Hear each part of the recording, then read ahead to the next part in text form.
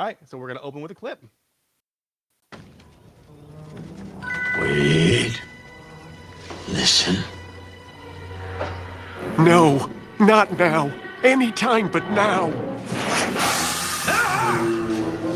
It's a clicker!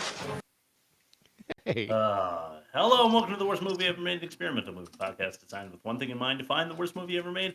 I'm your host, Chris Ackman. I'm joined by my co-host and fellow mad scientist, Rob Scucci, and Bob Hassick.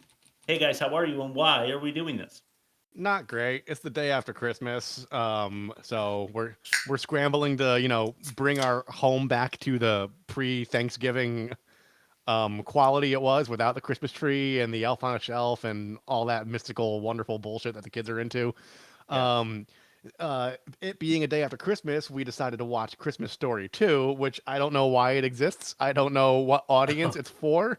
I don't know who funded it. I don't know who wrote it. I didn't look up anything about this movie out of spite. I'm going to speak from my heart and shoot from the hip all for the next hour and a half.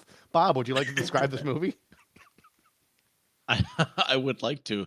I'm just going to tell you from a fact or no fact standpoint, there is nothing about this movie to research. Like, there's nothing out there. There's no interviews, there's no articles, there's no reviews. People just wanted to pretend like it didn't exist. Sorry. Yeah. That made Bob's job harder. Is there still a bumper for this segment? Oh, Yeah. I was supposed to play that. Whoopsies. We're new here, guys. It's our first day. Here. Let's get a little groovy and have Bob explain the movie. So for your consideration, here's Bob's alliteration. All right. All right. Gratuitous, garish gags, and gobbledygook. I feel like you guys have used gobbledygook before, and I feel like I had to use it. That's a great word. So the movie is about Ralphie and Randy and Mom and the old man. They return to many retellings of the same exact gags from the first movie. Mm-hmm. And there's also Ralphie's wish for a car and a girl and money, all of which come to fruition because that's what people want. I guess. No one wanted this, Bob. No one wanted any of this. But once they started watching, God, I don't know. This was awful. Could you imagine if TNT picked this up and played this for 24 hours every Christmas instead to try to recoup their loss? There'd be a riot. There'd be a riot in the streets. Yeah. Not a laugh riot. Yeah, the No. more violent kind. Yes. All right, let's throw it to YouTube. Yeah. The Worst Movie Ever Made presents YouTube comments made by people who clearly have daddy issues. My father! Okay. So this first comment opens with a quote that's attributed to Ruthless Reviews, an unwatchable kick in the nuts to the greatest Christmas movie ever. And then the person added their own commentary. My son insisted we watch this as we watch the original every Christmas. Replace the BB gun with a car and throw in a teen romance. It was terrible. Next comment, I really wanted to like this. I'm such a fan of the original, and I was ready to give this a true shot. The acting is so overdone, it's ridiculous. The mom, dad, Randy, Ralphie, etc., all of them acting so over the top that it's like a high school play. The music score is kind of cheesy, too. The premise behind the story is cute and had definite potential. What's with Ralphie's yellow hair? They couldn't do a more natural-looking blonde? Luckily, I only paid a couple bucks to rent this. I heard the real sequel, in quotes, was released last year. I'm willing to give that one a shot. At least it uses some of the real characters. Next comment. I'm so mad I rented this one and not the A Christmas Story Christmas, where the actor who played Ralphie is all grown up. I guess I'll watch this one and be pissed I rented the wrong movie, and then I'll treat myself to the right one. I also heard that one wasn't great, but that's another conversation. All the people bitching about this, the last comment, there's a call and a response. All the people bitching about this show have no sense of humor. This is an excellent show, and the only reply is, are you high? Perfect. Yeah. Couldn't agree more. That person must have been. Yes. Like 24/7. All right, test number one, the worst of its kind. Salami.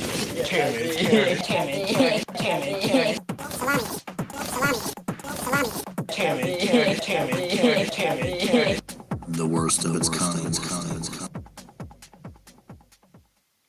All right, well, we mentioned it already, but it's only natural. We go to Christmas Story with Peter Billingsley in '89. The Parent Trap with Haley Mills. Too high. A 90. Too high. Love that movie. Both too high. Well, maybe, yeah. For the second one. Big with Tom Hanks in 98. Too high there, in my opinion. Yeah. A classic movie, but 98. Goddamn. Matilda. I put Danny DeVito because he's like the big name. 92. Yeah. And a I'll give movie it that. that we've done, The Santa Claus with Tim Allen, is 73. Where can they find that, Rob? www.theworstmovieevermade.com. Yeah, it's definitely too high. I agree. An average of a staggering 88.4. How do you think Christmas Story 2 did? I think you should have thrown Jurassic Park into the average to fuck it up the numbers, but 7. I'm gonna go. So I decided that Rob always best bases his numbers on the YouTube comments. I'm gonna base my number on my rating, and I'm gonna say 0. Unrated, unfortunately. The audience score of 36. So when that happens, I average them out for an 18. Okay. The average was 88.4, you might remember. So a negative 70.4. Wow. And by right. far the worst of its kind.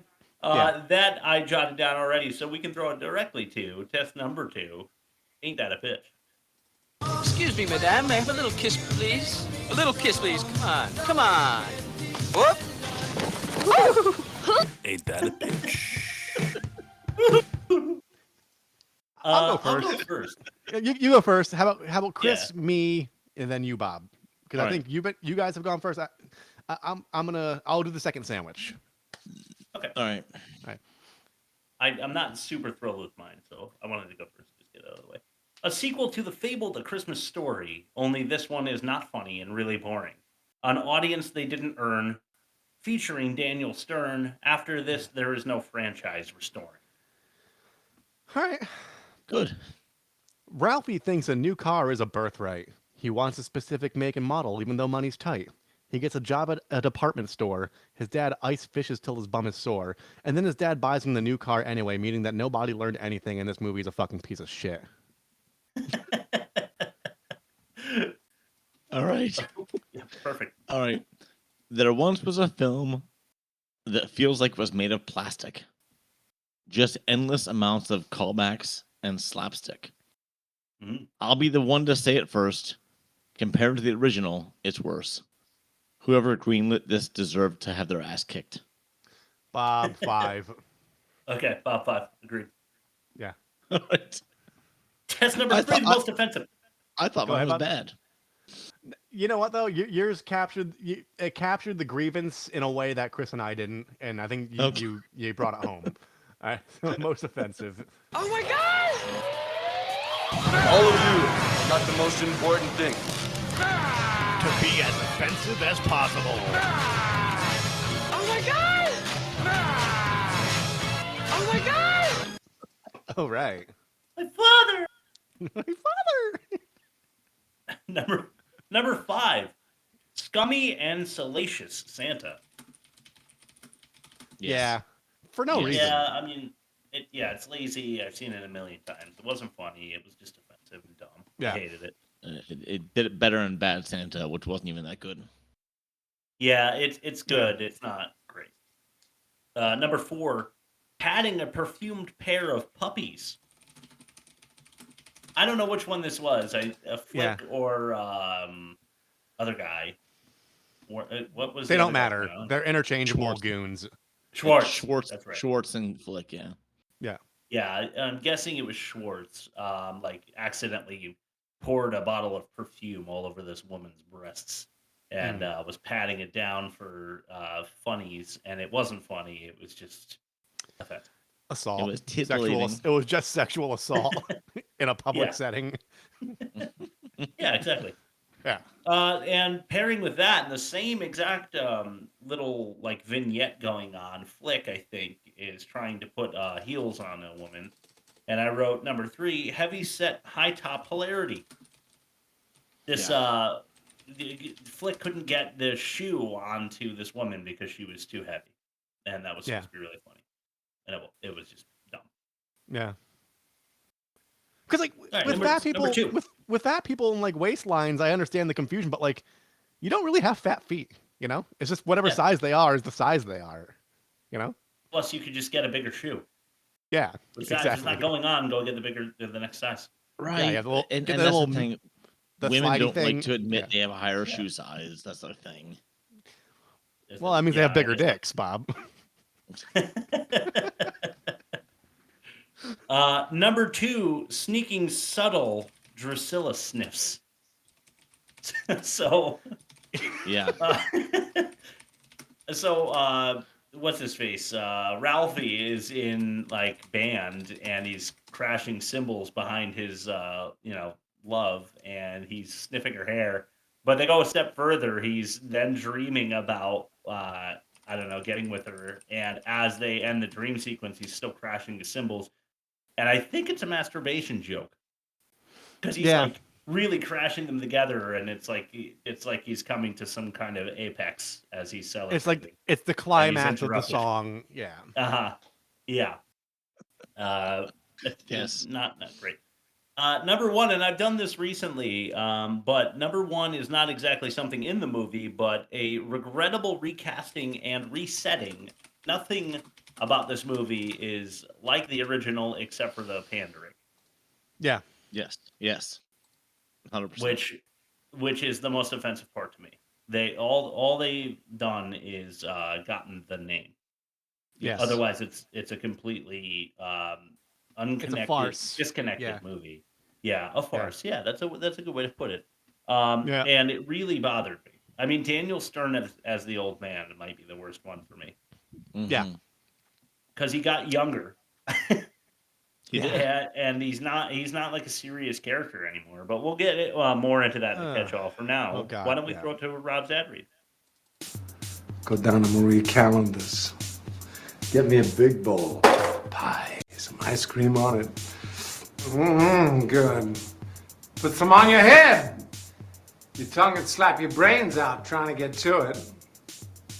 Interested? Yeah. Yeah. Rob's ad read. Today's episode of The Worst Movie Ever Made is brought to you by the January bill cycle. Christmas is over, the tree is in the dumpster, the kids got everything that was written in their letters to Santa, but they traded all for just a little more. Speaking of more, have you checked the interest rates on those Affirm specials? Better stay on top of that shit, bucko. And for dinner, hot dogs at 3 a.m. for the foreseeable future. Extension cords are under the bed, and throwing the new air fryer into the bathtub sounds quite tempting. Happy Boxing Day! Oh yeah, taxes are due in a couple of months. Eat shit. All right, thank you for that uplifting ad read. Jesus Christ, so Merry fucking Christmas. Why don't we throw it to test number 4, the worst dialogue? Yeah. Bad dialogue may include something like, he's in there every night. His damn gang selling that stupid cocaine. Stupid cocaine. All right, let's start light with number 5. This is Mr. President. Well, just so you know, I'm pretty sure any prison stretch would be minimal. And if you got on a chain gang, you wouldn't have to sit in your cell all day. Wouldn't hurt to ask.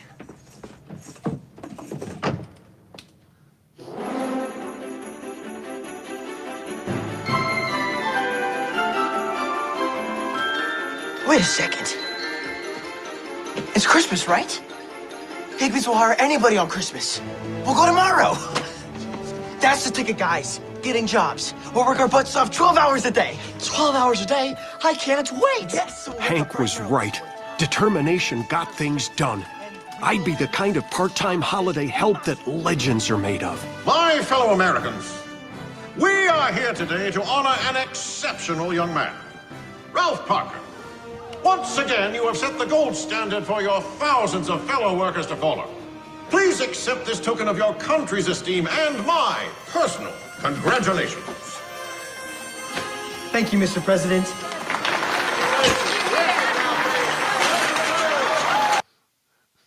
What was wrong with that? The chain gang prison sentence jokes were not funny to start. Yeah. He goes over to the painting or the picture of him with Santa Claus as a kid, and I thought he was going to ask Santa for the money, which might have been funny because that would have he been way was old enough to funnier. know, He's like 20, right? he's like Maybe, 16. yeah, maybe. Yeah. But why would his friends work to pay off his debt? I was gonna bring that up in the catch-all. I was like, dude, if I ever got into a snag, if I broke someone's window playing baseball in their backyard, I wouldn't call you up, Chris, as like a middle schooler or a high schooler. But hey, Chris, I'm in a real jam. You want to get a part-time job with me and help me pay for this window I broke that you had nothing to do with? Yeah, exactly. You would tell me to go fuck myself. Yeah, they told him not to get in the car in the first place. Yeah. Yeah. So I don't understand why they would do that, but also the FDR like president dream thing that they did was yeah buckets of dumb. It was lame. It was lame. Yeah, super. So let's move it on to number 4. This is Drusilla Gutrat. Formal education had to wait. Being not quite 16 meant that every discussion revolved around only one of 2 topics. There were cars, of course. And then, oh yes, and then, there were them. Drusilla Gutrat.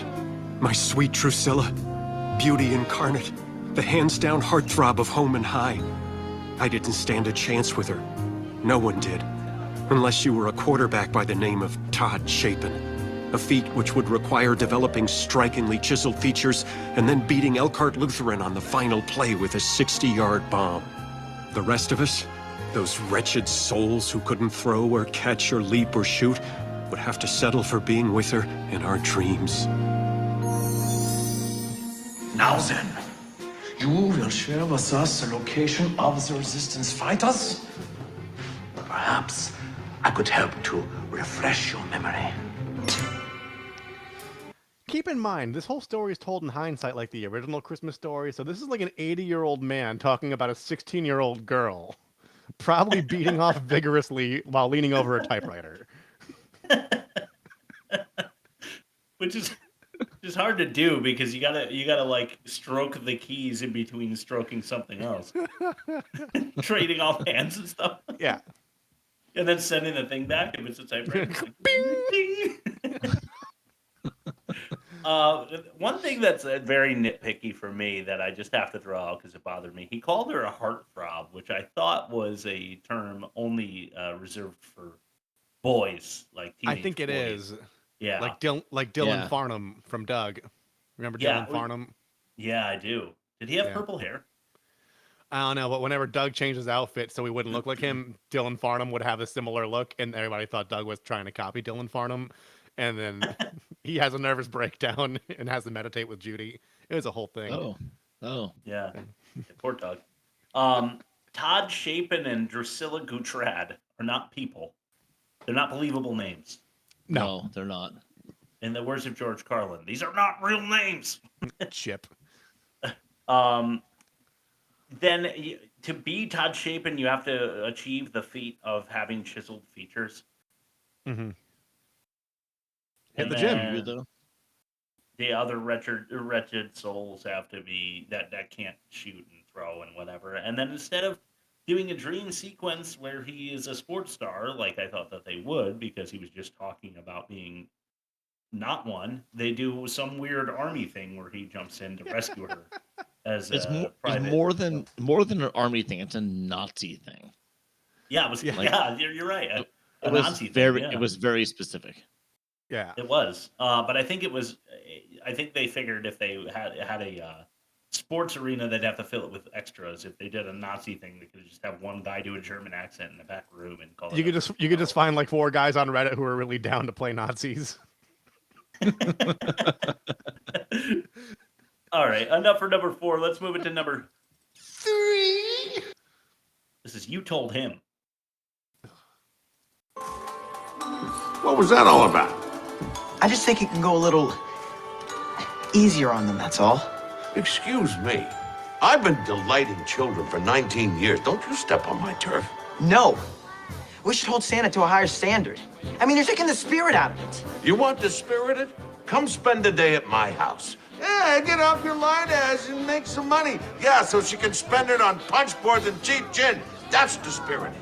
I want to see him now. Me too, fat stuff. Come on, Ralph. This guy's hopeless.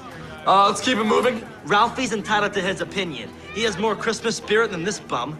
I'm sitting right here. And you shouldn't be. You're a disgrace to that uniform. And you know what? No more kids for you. What? Everyone, you can all go home. No more Santa for you. He is not worth it. Oh, you tell him, Chief. If there was like a logical buildup to a feud with Santa that had been happening throughout the movie up to that point, it may have made sense, but it didn't, so it doesn't. Right. Yeah, the worst part is that they want so badly to make the money. Yeah. And then they intentionally make the decision to lose their job, like, repeatedly. Yeah. Yeah. So, but I just don't, yeah. So there was kind of like a soap opera, like, blocking and line reading going on where they were getting ready. I always felt this way about Gilmore Girls, too. Like, they're waiting for their turn to speak rather than letting the other person. It didn't feel like a natural flow to me, so that could have been worse acting too. But then he decides for the entire group, not privy to their conversation, that they can't see Santa and that he's not worth it, and that they're going to believe that, and that it's just totally unnatural, terrible scene that I hated. Yeah, very terrible. I don't think there was a single scene in the movie that I enjoyed. No. Let's throw it to number 2. This is Test Driver. My test driver. I was starting to think you'd forgotten about me. I know. I'm very sorry, sir. You don't have it, do you? No, sir, not all of it. I should have known. But I tried. I really did. And we all got jobs, and I earned most of the money, but those people needed the tire. And I tried to get them to order the family special, but they all wanted a la carte, and you know how that adds up. Whoa, whoa, whoa, whoa. You are one weird kid.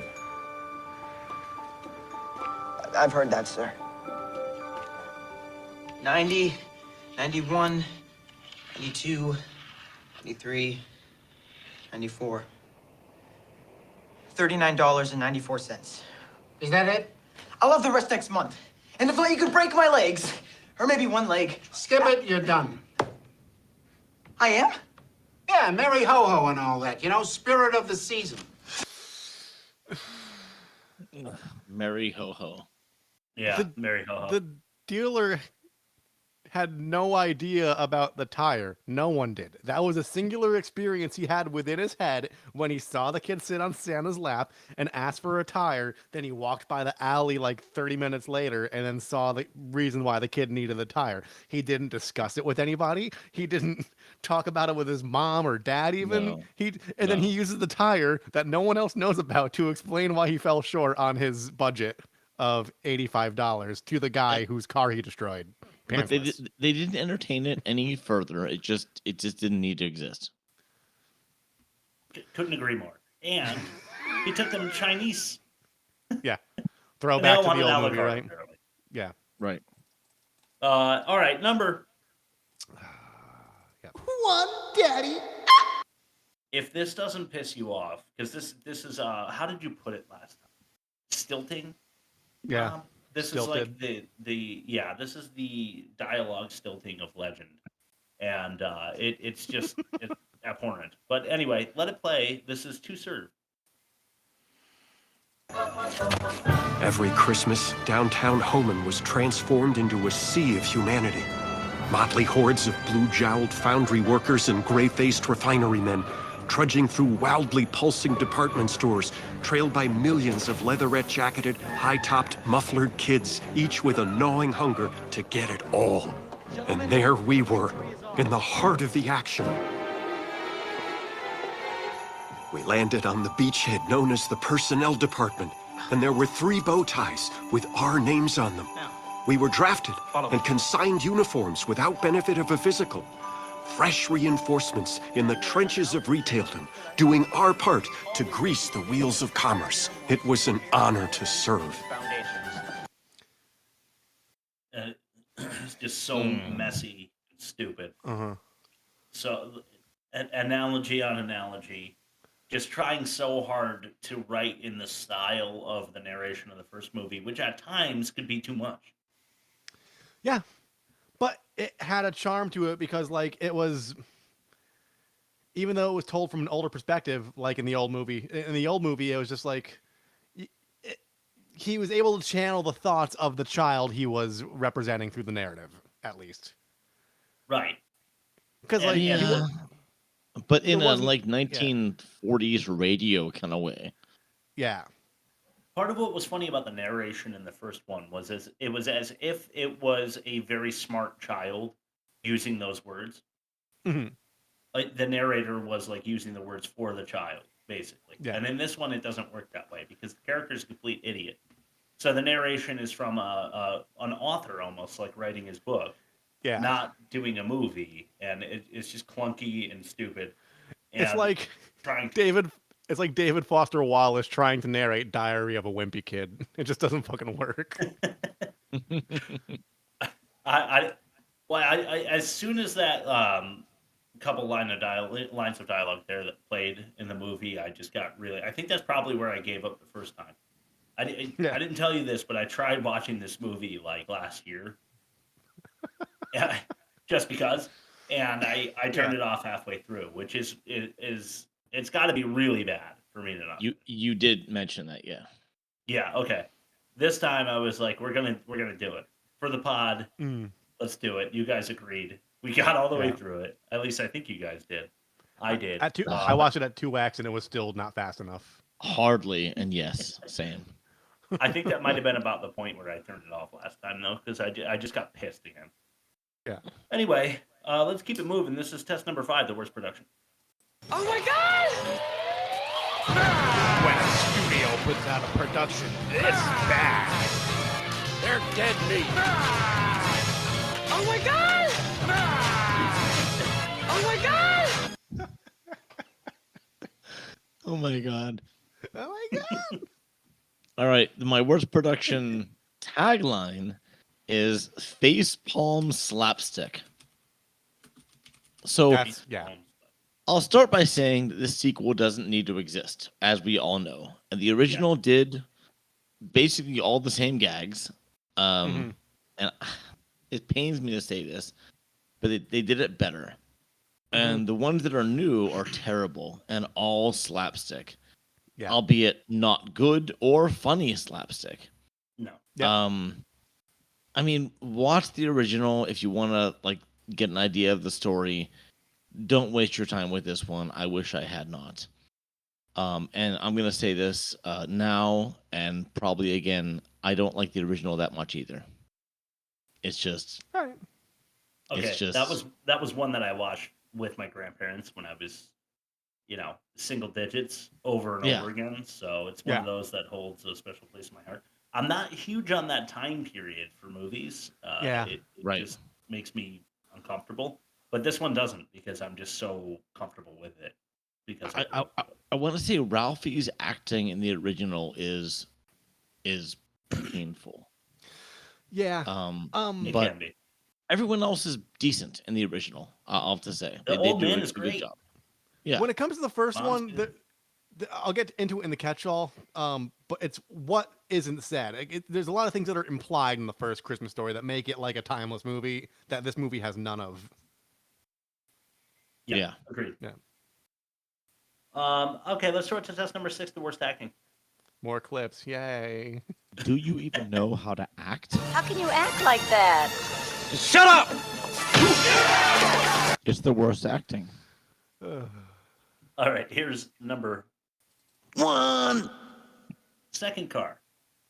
Oh, the old man was a veritable cliche repository, never hesitating to haul out one of life's tired truisms for our edification. You know what they say? If you don't ask, you don't dance. You know what they say? Every dog has his day. You know what they say? If anything can go wrong, it will. And one that I beg to differ with. Lightning never strikes the same place twice.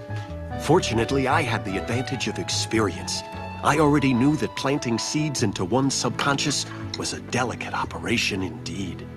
You know, I heard that 31% of American households had second cars. Careful. Don't tip your hand. Not that we need one. I just thought it was interesting. Well, we are living in prosperous times, I guess. Oh, yeah.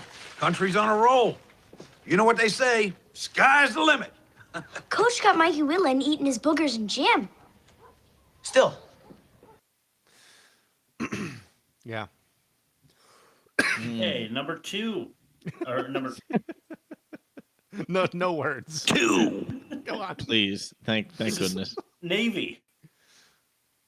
Chin up, buddy. We're right here with you. Yeah, great. Took your heads off, too. Maybe we shouldn't get involved. You know, it's a family matter and all. There's no choice, Ralph. There's tons of choices. I could lay low at your house for a couple of months. Or I will join the Navy. I could join the Navy. Or I can change my name and grow a beard. Maybe not now, but soon. Or I can't feel my legs. That's easy.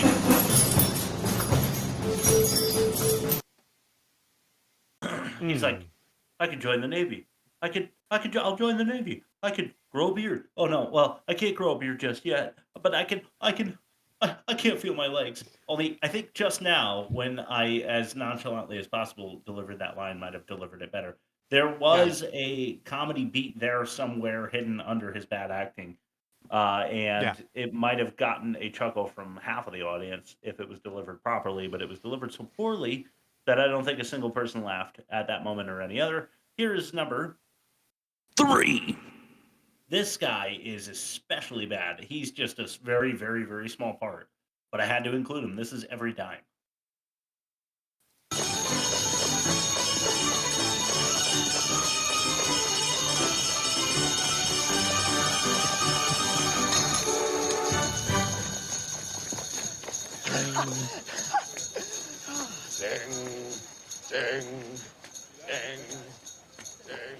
Dang. Not her. Anyone but her. If she sees me dressed like this, I might as well move to the North Pole. I'll die alone on some ice floe, the world's only virgin reindeer. Please, no. One glimpse of me and I'll go right from she doesn't know I'm alive to stay away from me, you. Oh, you again, eh?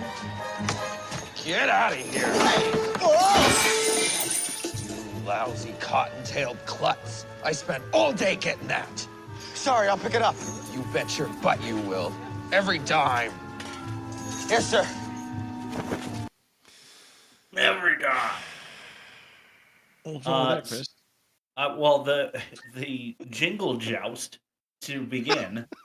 I don't understand why they were having like a bell ring competition in the beginning. No, and then the guy, agreed. the guy going ding when his bell doesn't work was why would he ever do that? He would never do that. And then the voice actor is really bad. And I noticed that Rob had a little moment of fury when he said virgin reindeer, I think. Yeah. I'm pretty sure there's other virgin reindeer out there, but whatever. I don't know. It was just all weird and bad. And that guy at the end, like, you're going to get every dime. Plus, virgin compared to just going on a date is not quite the same thing. Yeah. That's true. Yeah, I hadn't thought about that. That's offensive, actually. Is he saying Drusilla's going to give it away? First date? So he thinks, right? I guess. It's exceptionally offensive when you think about what he has to offer, which is less than nothing, because he's a piece of shit and a loser with stupid hair, stupid glasses, and a shitty attitude towards life. And he takes advantage of his friends. Fuck Ralphie, dude. I don't like teenage Ralphie. Yeah. All right. Well, all right. I was going to add to that, but I can't. Number 4. This is Lucky Buck. Yeah. What's in the pocket, Schwartz? Nothing. Schwartzy, you can't have my Lucky Buck. Your what? My Lucky Buck. I got it from Grandpa Maury. And I still remember the look on his face when he gave it to me. Who cares? Your best friend's gonna do time. You don't understand. This buck turned everything around for me. That first time that I held it in my hand, I knew that I'd always come out on top. If I lose it, my whole world will fall apart. You're right. Forget it. It's not worth it. Not if it means that much to him. Wait a minute. I've never seen it before. When exactly did you get it? The second night of Hanukkah? What year? Last Tuesday? That's not a year. I got this tie, too.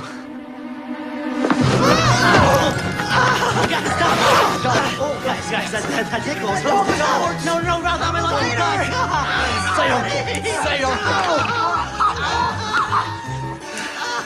85. South Park did it better with the Jew gold. Yes. The fact that Kyle had it at the, And then he had the decoy bag of Jew gold in front of the real bag of Jew gold. Anywho, yeah, lucky buck. Why keep $1? Not that we ever thought that the threat of prison was a real threat, like as the viewer. Mm-hmm. I guess the kids did. Why keep the $1? What's $1 worth to you? Yeah. I didn't understand it at all. All right, that's what we have for clips today. I'm sorry you had to suffer through that, but so did we. So, we did this for you, the avid listener. Yes. You're welcome. Let's go to fact or no fact. Bob's gonna give you a Rob, you ever thought about? In fact or no fact. All right, so this movie was a cash grab. So I called it, instead of a Christmas Story, I called it Business Glory. All right. I like it. Because, my goodness, what a cash grab this was. So, this movie, when researching on the internet, had nothing to offer in terms of actual facts. So, I had to dig into one of the actors who actually did have a history as Daniel Stern. yes. So, this fact or no fact is actually about Daniel Stern. Oh, So I'm going to say 5 things about Daniel Stern. 1 of them is a lie, and 4 of them are facts. Here we go. Okay. Daniel Stern never finished high school. Right. Okay. Daniel Stern specializes currently in bronze sculpture. Huh. All right. 3rd, Daniel Stern did voiceover work for a TV show that was inspired heavily by the original Christmas Story. Right. 4th, Daniel Stern was the original choice to play Herman in Judge Dredd, but the role was given to Rob Schneider instead. And 5th, Daniel Stern was offered the role of Dale in King of the Hill, but he wanted too much money and was replaced. Oh. He would make a good Dale. Well, There we go. see, so he never finished high school. I mean, that's in line with his MO as the Sticky Bandit and the Wet Bandit. True. So, I mean, they say art imitates life. So if there's a kernel of truth in his upbringing, then he was born to play that part. But then he was also in Bushwhacked, which let's not talk about that. Oh God. He specializes in bronze sculpture. See, this seems like a misdirect, but the guys that are like bad slapstick actors are often extremely talented in very weird niche like subcultures for some reason. So I believe it. I believe that. Like even Jim Carrey, who's like, he's proven himself to be like a really great method actor. He's like really into fine art, and you wouldn't gather that from like watching The Mask, No, you wouldn't. He does voiceover work for a TV show inspired by the original Christmas Story. I never heard of that. I'm gonna leave number 3. I think that might be my guess. He was choice for Herman and Judge Dredd. There's a lot of crossover between Schneider and Stern because they're both kind of like, like I mean, they're the same guy basically. In many ways. Bill Simmons would say that Rob Schneider market corrected Daniel Stern. Yes. And Daniel Stern was offered Dale from King of the Hill, but he asked for too much. That's believable because like people think like voice actors make a shitload of money. They don't really. And he was coming off of like Home Alone 2 fame because King of the Hill came out like 97, 98. And like Home Alone 2 was like 94. So like he was like a big deal to an extent. And then he started doing like, movies like Bushwhacked, like I just mentioned previously. Right. So like he was going through his like Rob Schneider arc where like he deeper, deeper, deeper, deep, and all these like summer blockbusters that went straight to like the Walmart bargain bin. So I could see that. I could see him asking for a disproportionate amount based on his talent alone, but rather his name. Rob, Yeah. I just heard in my head, Daniel Stern is a celery. Deeper, deep.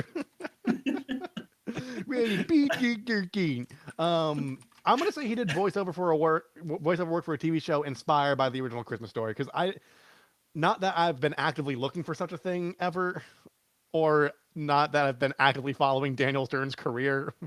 I don't know. That one seems like the sore thumb. So I'm gonna say that one's the lie.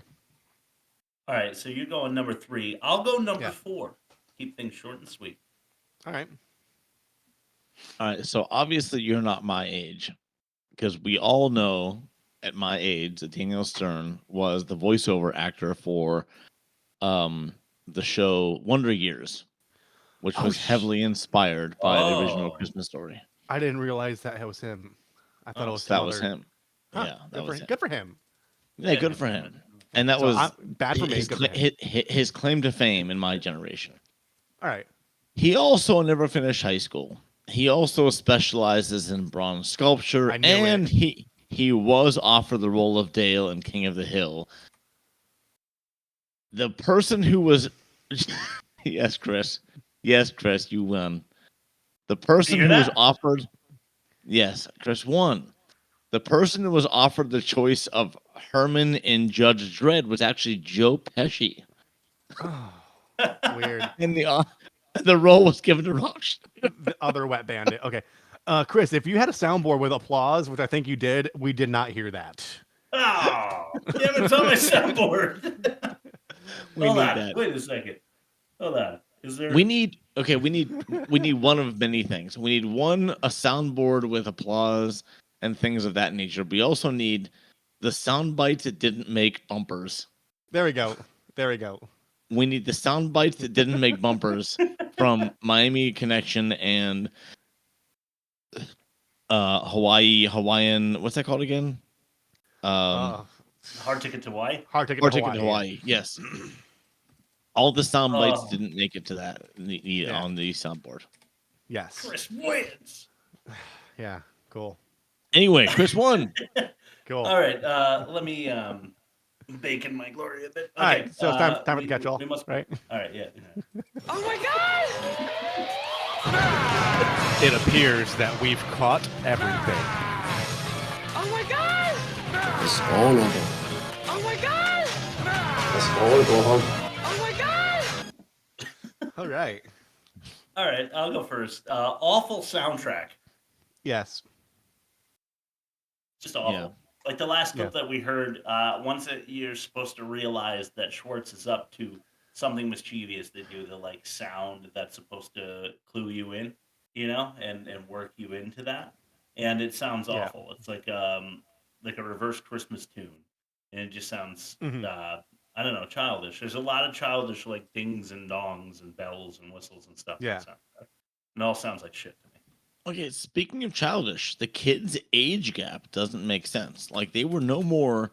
Ralphie and his brother were no more than 3 years apart in the first movie, and Ralphie that's was. a really good point. I want to say Ralphie was 10 in the first movie, maybe 9, and so his brother was 6 or 7, and so we're supposed to believe that when Ralphie's 15, his brother's 12, and being treated and acting like he was. I really doubt it. Yeah, no, I agree. It bothered me the whole time. Yeah, that's really good. Walking into an open car on a dealership is like misdemeanor vandalism at best. Honestly, it's not breaking and entering because the car door was open. They were like, it was in broad daylight. They weren't like, if you consider intent like if you explain to a police officer I was excited about this car that I hope to afford one day, and I just wanted to sit in it, like you might like do like a night in a holding cell, and you're like under your parents' guidance, going like, yeah, let him spend the night in jail to teach him a lesson, like in the 40s, you know. But like they wouldn't slap cuffs on the kid. Are you fucking kidding me? No, no chance. Yeah. If Daniel Stern is your big get in 2012, you're in trouble. They couldn't get Jamie Kennedy. They put he Good was one. the only billed actor before the title in the intro. Oh, that's bad. Unbelievable. Yeah, like they were extremely proud to have Daniel Stern in 2012. Could it be like maybe he's like a Kelsey Grammer or like even like Jim Parsons who played Sheldon on Big Bang Theory? Like they both have like Broadway chops. And could you imagine if Daniel Stern was like just like a stage titan of the ages that we just didn't know about? Well, he was a stage actor, but not famously. Let's just say he was like more of a high school local theater stage actor. Yeah, many actors were. Like he played the Christmas tree in like the play about the Christmas tree and didn't have any spoken dialogue. It was just his face sticking out of a little hole. No, but that's funny. That's way funnier than reality, so I'll take it. I'm gonna say overuse of son of a bitch is annoying and forced. Yeah, absolutely. The beginning especially. So I don't think they announced the year this was set, and I know they take place in the 40s, both the original and the sequel. But running with that logic, not knowing whether it's like 1941 or like 1948, like they worked very hard to avoid the year because nothing made sense. Because like, all right, I'll get more into this on a later point, but every working class American is coming out of what would have financially crippled every working class family, an event known as the Great Depression.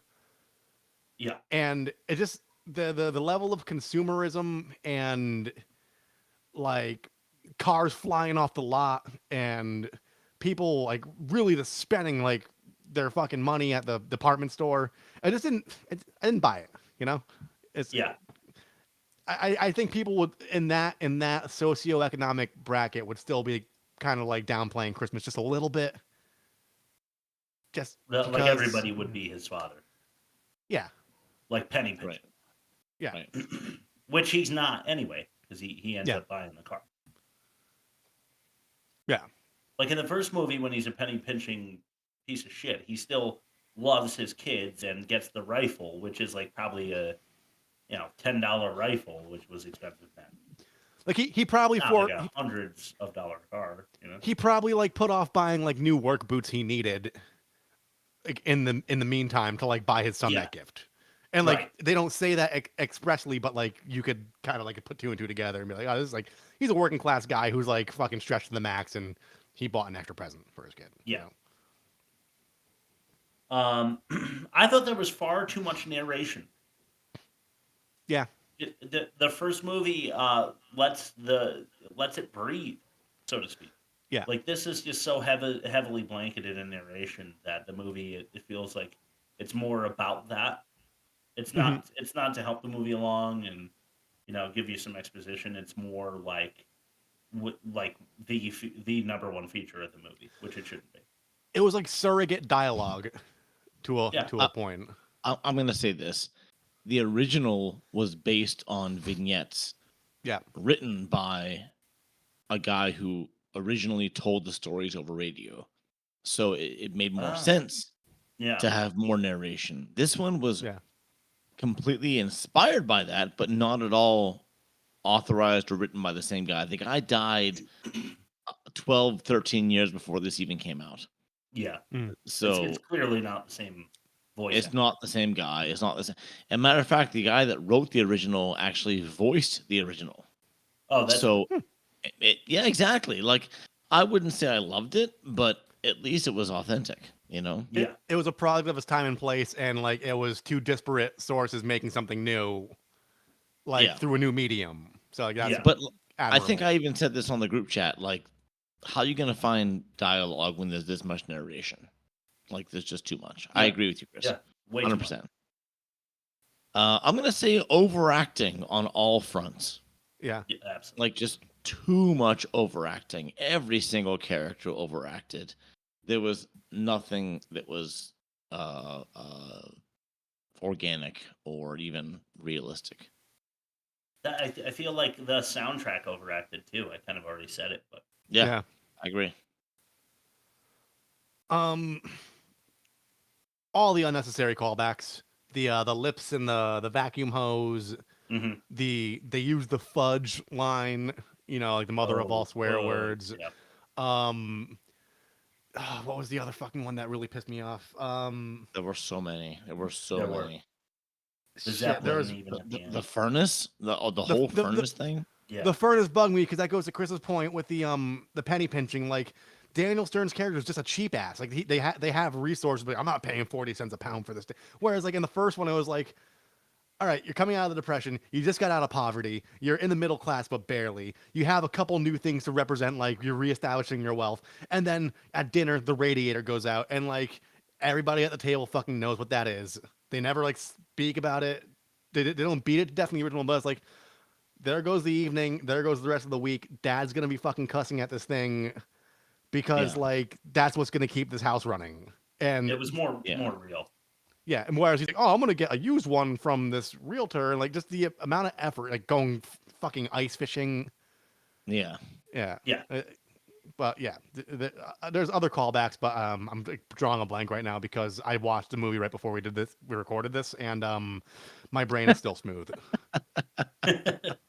My next one was fierce pandering, so I'm going to go to treat the gas like your wife and the clutch like your mother-in-law, which was a joke that Daniel Stern's character made, and it pissed me off more than it made me laugh because the mother-in-law thing is tortured. And they went to that well because they can't write comedy. They can't. And my next one is going to go for the movie, which is pains me to say so, but $85 then to fix the soft top on the convertible would be $1,385 today, which tracks, I guess. Yeah, that's about right. Yeah, and automobile manufacturing, the parts are always way more expensive than like the sum of the parts.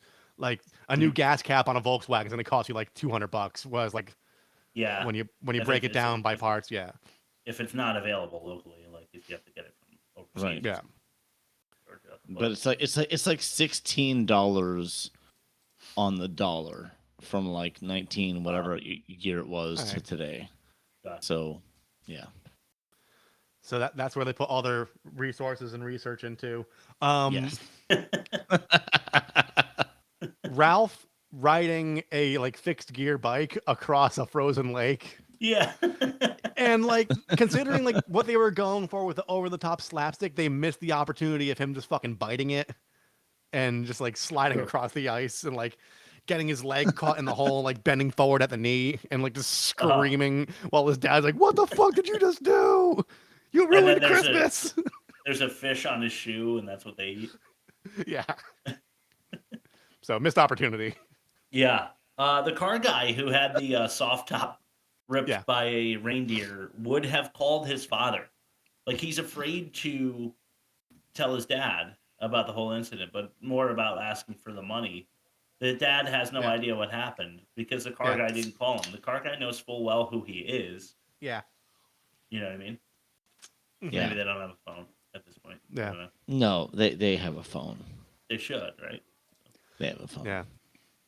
You know, speaking of the old man, which I think the rest of my facts deal with, a simple no to the plumber would have sufficed. Not like throwing him out of the house. Yes.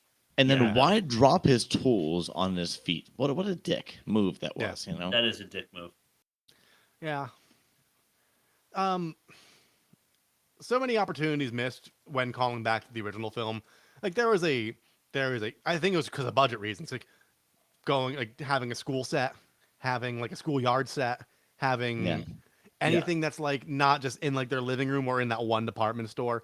But like there were so many through lines in the original one that like could have been used in this, like, bullying in high school. Cause like when Ralphie beats the shit out of Farkas or whatever his name is, like, dude, like, as a kid watching that, you're like, yeah, dude, the fucking nerd just like pounded the fuck out of that kid, and it was so satisfying. And yeah, there's missed opportunities all around. Like, they could have had other through lines. His friends couldn't have been like such fucking wieners. They could have been like more. They were the same character. It was like normally people have composite characters where it's like one person embodies like 3 or 4 people in a story just to make the narrative easier. But these were like the opposite of that, where there were 2 people basically playing the same person, which, yeah. I kind of went off on a tangent there, but I'm really mad. No, we agree. No, but you're right. I thought a kid movie Noose was a little dark. Yeah. Yeah, that was dark. Yeah. There was darkness. Oh. I want to say no department store job is that difficult, nor is how they filmed it funny in any way. No. Yeah. No, absolutely not. Not at all. Go. Chinese restaurant callback, which like Yes. they could have done better with that. That's why. That's the whole reason they did that. Yeah, it is. It's the whole reason. No Bowsahari though, so that's true.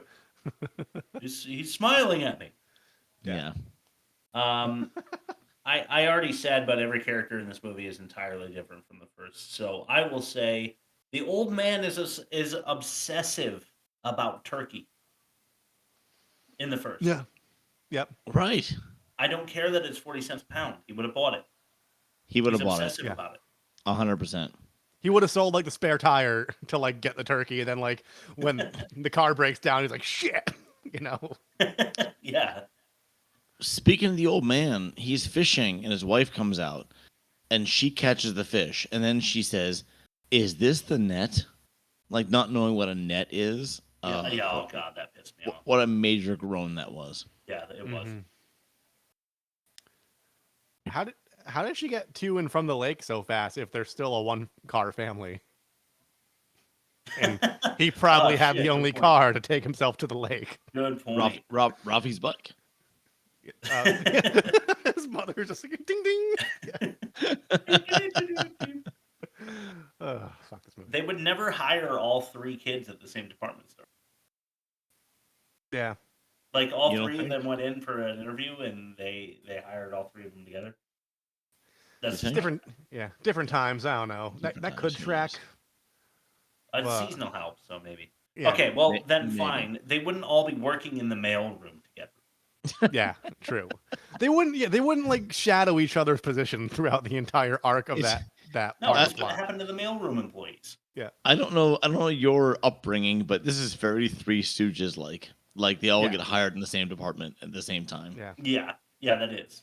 And I want to say they were going for that same feel. Yeah, maybe. Well, they missed the mark tremendously. They missed the mark, yes. They did. And I'm gonna say, oh come on, the girl and the car and the debt and the job. Yeah. No. Yeah. Come on. Yeah. When they were doing like the Salvation Army like bell ringing, and the guy stole $5 from the homeless. I don't know. It just aesthetically speaking, the guy had like the freaking high and tight haircut. He looked military. It just it didn't seem like, I don't know, in the 40s and 50s, like if you fought in World War II, like you were an honorable man, you know? And that guy was just a fucking scumbag.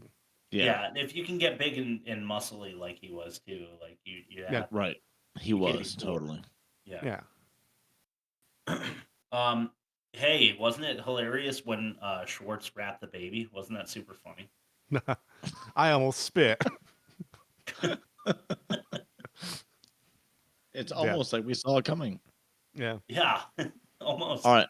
My last one, because I have nothing else, even though Chris has 20 more. Nostalgia is better left as nostalgia. Agreed. Should never have touched it. I'm just going to look up something really quick for my last point. Bear with me 1 second. I should have looked this up ahead of time. I love this. All right. Okay, it was direct to video, so there is no budgetary information. Never mind. I'm assuming it did poorly. Let's go to reception. The critical reception. There is not the financials, at least on Wikipedia, are not even out. I would love to know. But Yeah, I doubt it. Yeah, right. yeah, that's it. We don't. They're hiding something. Chris. Oh my god, I couldn't find anything on this movie. Bob, to your point, I wrote forced hijinks and unfunny physical comedy. Ralphie isn't supposed to be a moron, although I already said that the characters are different. He wasn't supposed to be an idiot. Like, how can he be such a brilliant narrator if that's what you want, and for him to be such an idiot? Yeah, you know, it doesn't work. Mom would never let Randy go ice fishing. In the first movie, it's really funny when she's wrapping him up so much that he can't put his arms down because she's afraid of him getting a cold or getting sick or whatever. And she lets him go ice fishing in a blizzard. Yeah. Does the old man have a job? Because it's like days of him just going ice fishing. I was gonna mention that. Yeah. Yeah, that's a very good point, Chris. Because like he in the first one, like it's been a while since I've seen the first one, but like he was clearly a working class fellow, whereas Daniel he Stern comes was home like, from work. just loafing A around. couple times. Yeah. Now I already said that. Yep, said that. They need to be elves. It's an emergency because all the elves were fired for starting a union. They emergency fired all the elves for starting a union. Yeah. Which is crazy because they fired these guys too. So now they have nobody, like nothing. Nobody in the mail room guy, no Santa, no elves, nothing. Yeah. Can't just be that fire happy. Exactly. Isn't the oral agony of an adolescent hilarious? Oh, the dentist. Yeah, it was unbelievable. Like the guy's just like a sadistic dentist and drilling into Randy's mouth, and Randy is just like like screaming and waving his hands, and you can see his silhouette like being tortured, and we're supposed to find that funny. Wasn't funny at all. That's not funny. No. All right, here's a good one. He wouldn't splurge $3 for the turkey, she said. Mm-hmm. She used the figure $3. Yeah, right. It was 40 cents a pound. That means it was a 7.5 pound turkey. Yeah. Yeah. A 7.5 pound turkey. The thing he had in his hands was like easily a 20 pound turkey, though. He had it in his arms. 7.5 pounds. That's like rotisserie chicken size, right? Or like roughly a little bit on rotisserie chicken. Yeah. Right. Right. Like it would have been in his hands like this, not in his arms like a giant watermelon. You know. Yeah. There are other places to get jobs. I don't understand why he's going back to the one place that he had a job at to beg for it back. Go find another place to get a job. That's the accounts payable department of the studio going, we can't afford another location. Yeah, exactly. Right. Fish for Christmas Eve, fine, but then what's for dinner on Christmas? Because the next day they make like turkey hash and turkey ham. Turkey ham. Right. I don't know what turkey ham is, but they make like turkey soup and shit. Right. Ralph got no gift from Aunt Clara. She just sends one boy something. My last one is Bob. You already said it, but he gets the car. He gets the girl. Really? Yeah. It's too much. He's allowed to drive illegally around the block just once, even though in the scene before, the narrator said he failed his driver's exam 4 times before he got the freedom of like being fully autonomous with his car. Right. So he's recklessly endangering his love interest, having been behind the wheel like once or twice in his young adult life. I did it too, to be honest. Yeah. I used to drive my girlfriend back home all the time without a permit. Well, you made it. You made dumb. it. Yeah. All right, you want to throw it to what we're watching? Yeah, let's do it. Yeah. I got a letter for you. A letter? Yeah, it's a letter that talks about all the things we're watching now. Give me the letter. Give me the damn letter now. Give me the letter. You can have Give me the letter now. Get it. Grab it. Give me the letter Try again. now. Oh my God! Give me my father. Oh, who wants to go first? You want to go first? It's your bit. Sure. Okay, so. Oh, you said Rob, not Bob. Yeah, it doesn't matter. You got momentum. Go for it, Bob. Momentum, sure. Yeah. So I finally, so there's a movie. It came out in 1990, so yeah, nowhere near like recent. But it was called Nikita, when made in France, I think.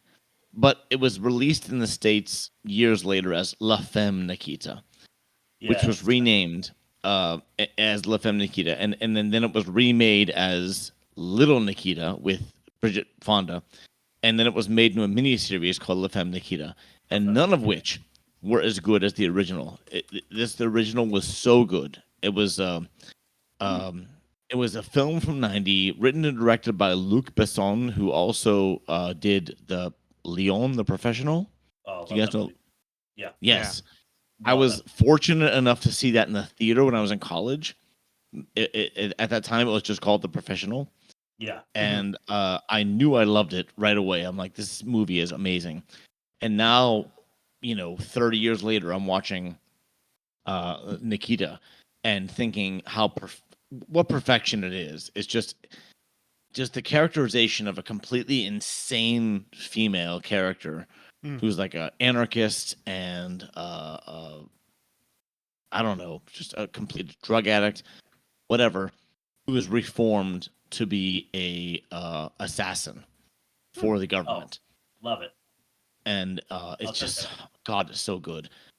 Good luck finding a copy that is in French and subtitled, because I had a hell of a time finding one, but it's out there. I want to say it might be on Prime, maybe. Okay, cool. I'll definitely look. Anyway, go watch it. It's fucking awesome. It's a 5-star for me. I trust you.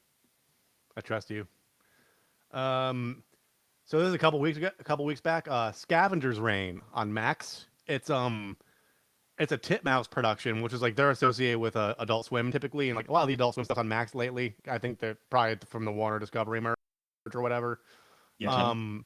But there was a short, an 8-minute short on Adult Swim called Scavengers, and they turned it into a full series called Scavenger's Reign. It's an animated sci-fi series about this spacecraft called the Demeter that crashes on this planet called Vesta, and is basically following the stories of 3 different groups of people who crash landed in different areas, and they're trying to get back to the Demeter where like the rest of the crew's like cryo frozen, and they're at odds with each other, whether they know it or not.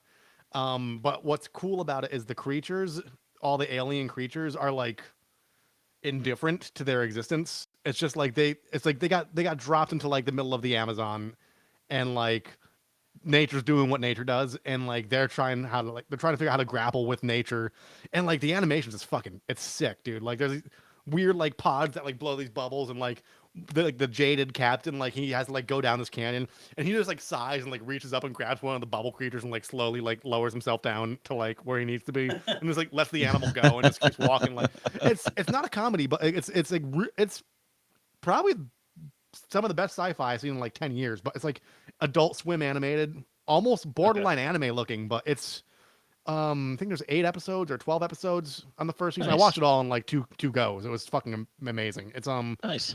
If you like sci-fi and like you like animated sci-fi, it's definitely worth a watch. You can get through the whole thing in like an afternoon. There's only 1 season out. Awesome. I like it. All right. I've got 3 real quick ones. Beard Meets Food, the YouTube channel. If you haven't seen this, awesome.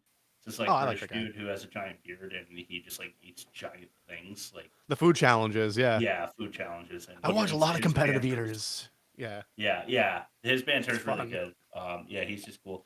And what I'm not watching, I'm reading The Trouble with Peace, the second book in a series called The Age of Madness by Joe Abercrombie. He's really good. I just found it at the library. Because we take my 2-year-old there sometimes when my 5-year-old is at school. So that book series is great.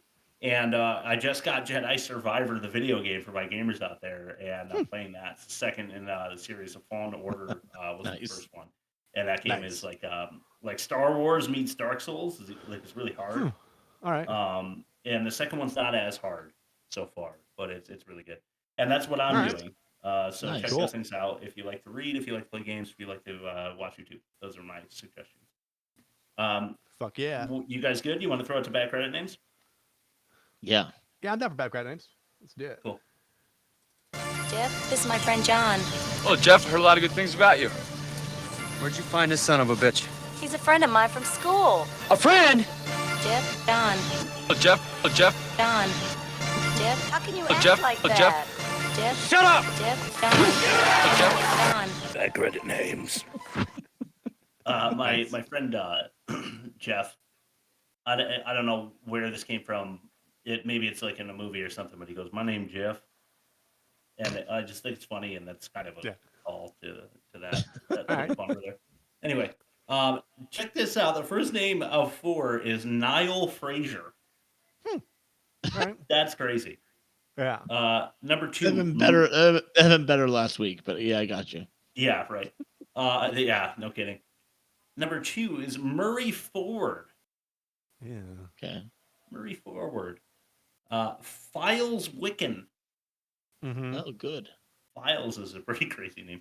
Yeah. And I know I'm mispronouncing this. I'm doing it on purpose. So McLean. Mm.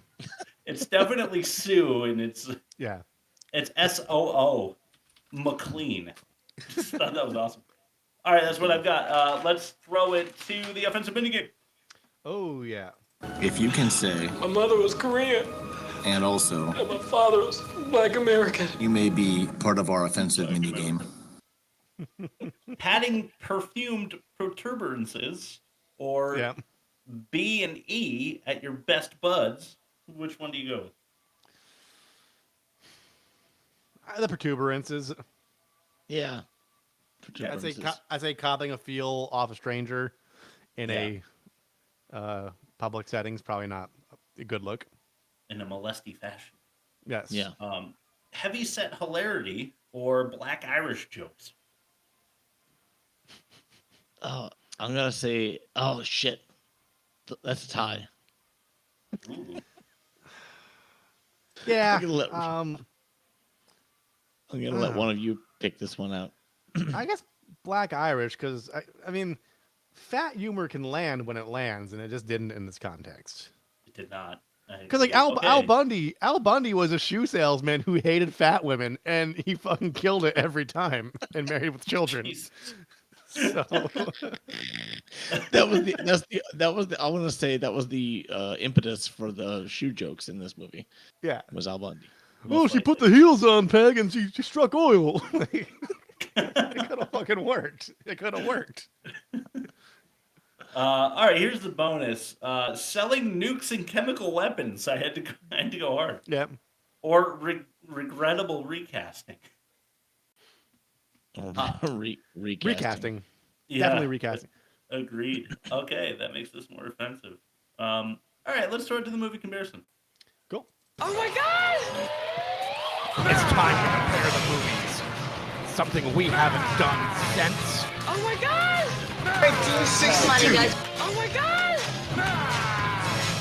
Oh my God! Yeah. You're wondering what I'm doing off screen. I'm going for a live look at our pool. All right. Is it still up? I don't think it is. Shit. We have a lot of notifications, though, just saying. Mm-hmm. We're doing well on social media. All right. I know who won for next week, but I will reveal that in a moment. For now, Money Plane versus Christmas Story 2. Okay. Based on your tone, I know who won based on your tone, but go ahead. Chris! Money Plane versus Christmas Story 2, worst of its kind, negative 11.4, and not worst, very strangely, for Money Plane, but this is science, not opinion. Negative 70.4 and worst for Christmas Story 2, a clear winner. Yes. Pitch, I wrote fuck, I don't remember, and I couldn't find the notebook that I had last week's information in. Do you remember? I think it was Bob with a 4-star. Well, Bob had a 5 this time, and so that so it doesn't means, matter. Bob wins anyway. Offensive. This movie's more offensive, we just decided. And I actually think the dialogue's even worse on Christmas Story 2. What do you think? Yeah.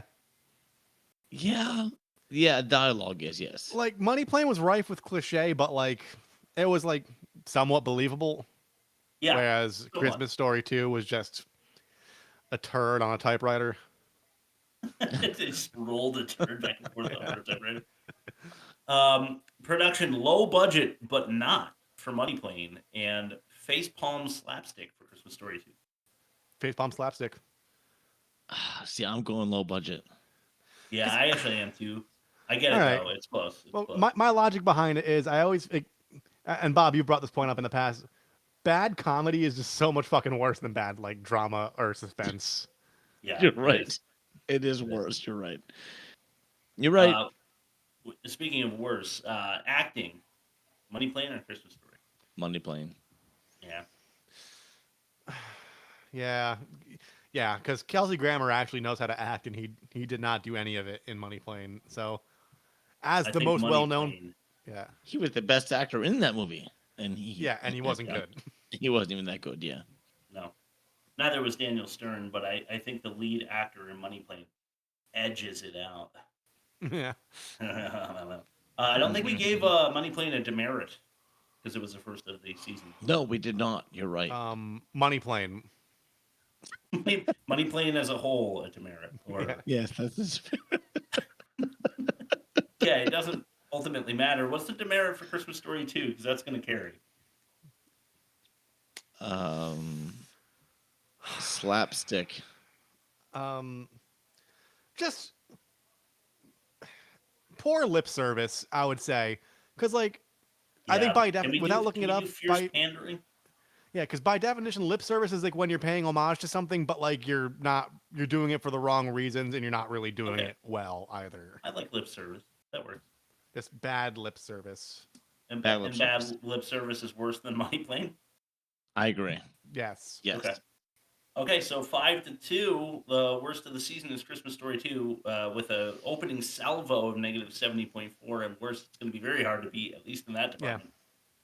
Next week, we are watching Godzilla, the Matthew Broderick one. This time I put Broderick in the title because I wanted people to know which one, because I thought they weren't voting for it. The 12 times I put it on the poll, because they don't know which Godzilla.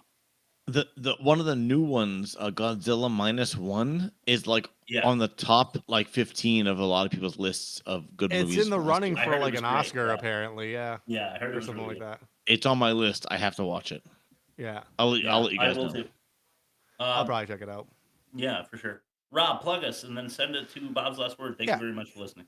www.theworstmovieevermade.com. You can find us on the streaming apps for your podcast. You can find us on YouTube every Sunday. We're on Instagram and TikTok where we do polls, as we just heard, to find out what movie we're watching next week.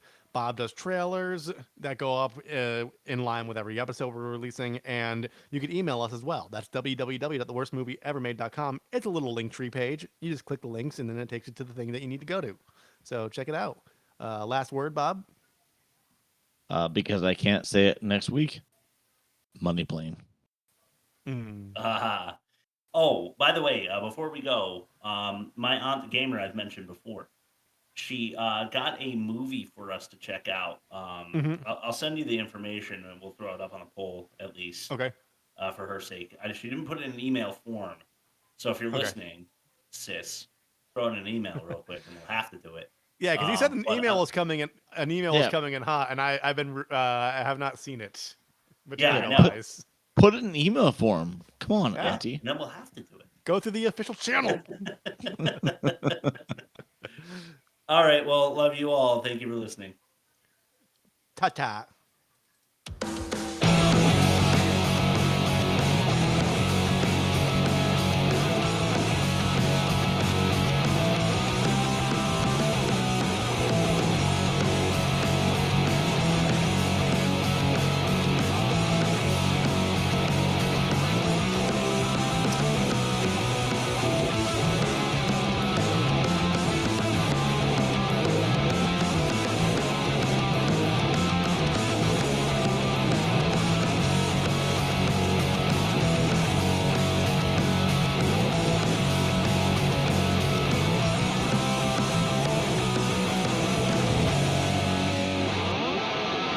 Jazz hands.